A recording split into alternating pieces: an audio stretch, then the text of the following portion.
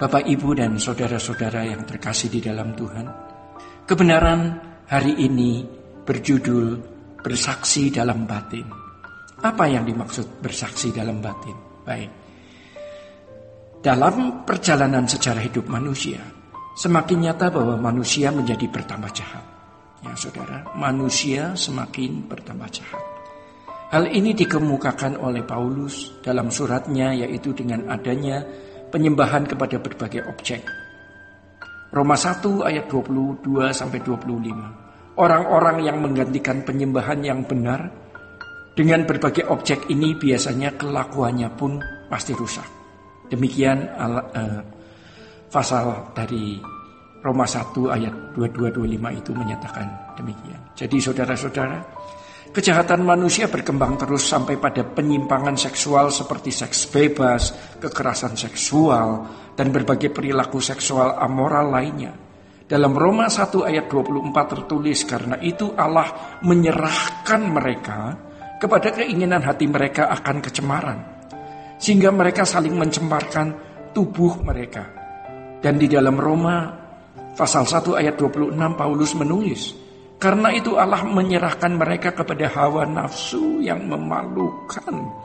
Dan dalam Roma 1 ayat 28 tertulis, dan karena mereka tidak merasa perlu untuk mengakui Allah, maka Allah menyerahkan mereka kepada pikiran-pikiran yang terkutuk, sehingga mereka melakukan apa yang tidak pantas.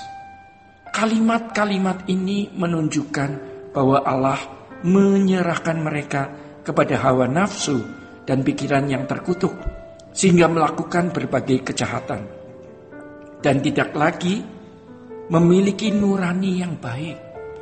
Apakah tindakan Allah ini merupakan tindakan sewenang-wenang? Tentu tidak, saudara-saudara. Mengapa? Ada beberapa alasan mengapa Tuhan menyerahkan mereka kepada keinginan hati mereka, yaitu kecemaran, sehingga mereka saling mencemarkan tubuh mereka. Mereka menyerahkan kepada hawa nafsu yang memalukan dan pikiran-pikiran yang terkutuk, sehingga mereka melakukan apa yang tidak pantas. Alasan-alasan mengapa Allah menyerahkan mereka kepada perbuatan yang busuk itu dapat kita peroleh dari beberapa teks ini. Yang pertama, dalam Roma 1 ayat 23 tertulis, mereka menggantikan kemuliaan Allah yang tidak fana dengan gambaran yang mirip dengan manusia yang fana, burung-burung, binatang-binatang yang berkaki 4, atau binatang-binatang yang menjalar. Kedua, di dalam Roma 1 ayat 25 tertulis, sebab mereka menggantikan kebenaran Allah dengan dusta dan memuja dan menyembah makhluk dengan melupakan penciptanya yang harus dipuji selama-lamanya. Amin. Yang ketiga, saudara-saudara, dalam Roma 1 ayat 28 tertulis demikian. Dan karena mereka tidak merasa perlu untuk mengakui Allah. Ayat-ayat yang tadi disebutkan di atas ini menunjukkan mereka yang memiliki atau memilih untuk tidak hidup dalam penurutan terhadap kehendak Allah atau tidak hidup dalam kebaikan moral. Setiap manusia memiliki pilihan bebas untuk memilih hidup dalam penurutan terhadap kehendak Allah atau tidak. Pilihan bebas ini disebut sebagai kehendak bebas yang berangkat dari pikiran dan perasaan independen manusia yang dianugerahkan oleh Allah sendiri. Kita tidak perlu mempertentangkan kedaulatan Allah dan kehendak bebas manusia karena keduanya saling berhubungan. Dalam kedaulatannya Allah memberi manusia pikiran dan perasaan yang melahirkan kehendak. Kehendak ini tidak diintervensi sama sekali oleh Allah. Dan merupakan bukti bahwa Tuhan tidak menghendaki manusia menjadi robot yang semata-mata dikendalikan oleh Allah. Saudara-saudara yang dikasihi Tuhan, dengan kehendak bebas inilah manusia dapat memilih untuk menuruti kehendak Allah dari dirinya sendiri. Manusia harus memiliki inisiatif seperti ini, ya, dalam kehendak bebasnya. Di pihak lain, Kehendak bebas juga dapat digunakan manusia untuk melawan kehendak Allah, memberontak, ya, dan menyembah pada sosok lain di luar Tuhan. Sangat mengerikan, ya saudara-saudara, mengerikan jika kita memberontak.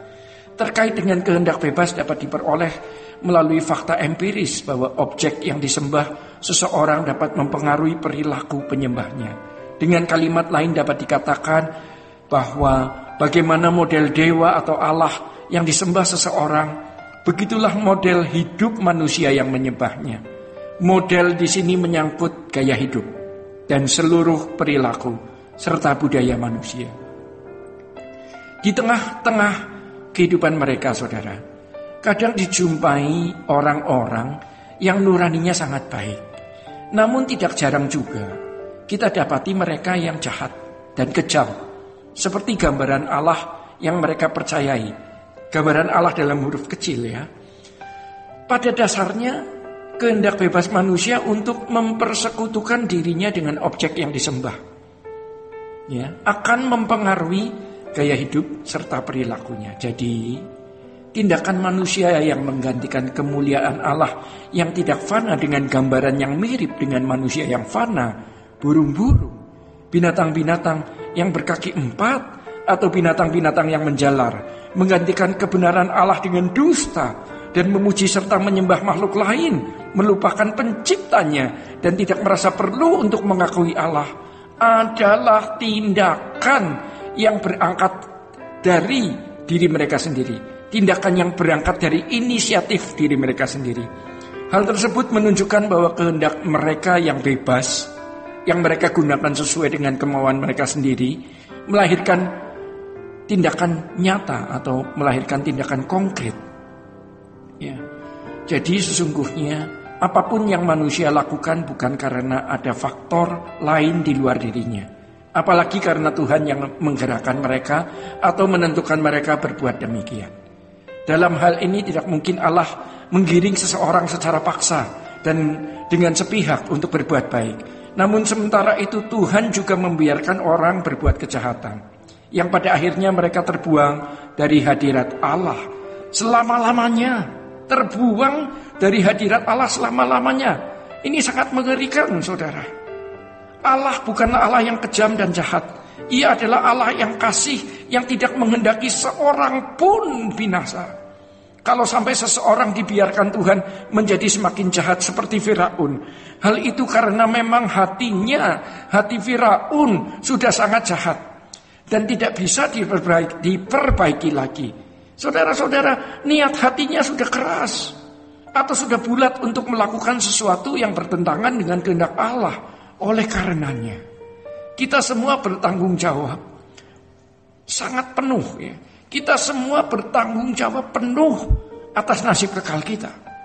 Tidak ada satu orang pun yang dapat mempersalahkan Allah atas nasib kekalnya kelak, karena ia tidak mengintervensi atau mengatur kehendak manusia. Dengan demikian, saudara-saudara, kehendak bebas yang kita miliki hari ini harusnya, ya, diarahkan untuk menuruti kehendak Bapa. Tuhan tidak bisa membuat kita bertindak benar. Kita sendirilah yang harus memilih untuk melakukan yang benar. Demikian, saudara-saudara, kita harus memilih untuk melakukan yang benar. Sola Gracia.